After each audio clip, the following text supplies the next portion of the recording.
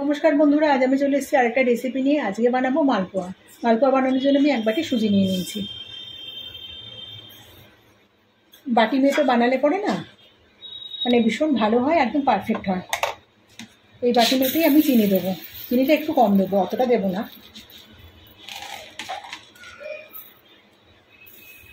এক বাটি কম দিলাম চিনিটা। 1 চামচ মৌরি দিচ্ছি,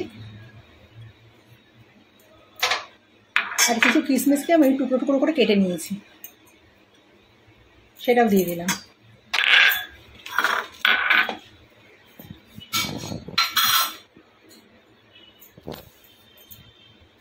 জল দিয়ে দিচ্ছি, অল্প করে জল দিয়ে আমি 10 মিনিট ভিজিয়ে রাখছি।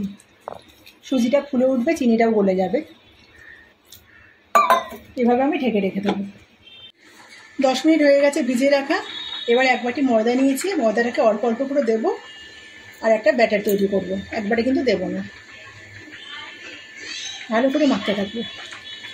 ব্যাটারটা পুরো রেডি হয়ে গেছে। কড়াইতে রিফাইন অয়েল বসিয়ে দিয়েছি। এবার অল্প অল্প করে তেলটাও গরম হয়ে গেছে। আমি খুব বড় বড় এগুলো করবো না, একটু ছোট ছোট ভাজবো, অল্প করে দেবো।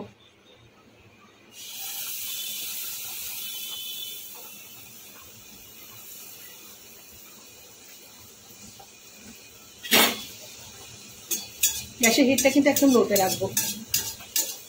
ওপর দিয়ে আস্তে আস্তে করে তেল ছড়বো।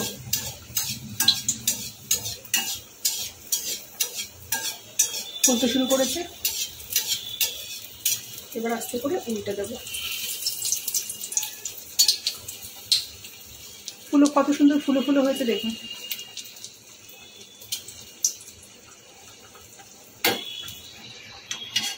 এবার তেলটা ঝরিয়ে তুলে নেব। দেখুন কত সুন্দর হয়েছে, একদম ফুলো একদম বলের মতো, মনে হচ্ছে যেন লুচি।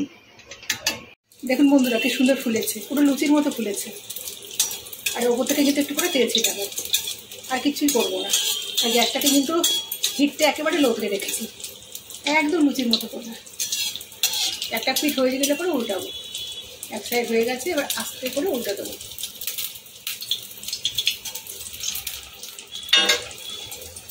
এরকম লাল লাল হবে, এরকম লাল লাল করে করে তুলবো।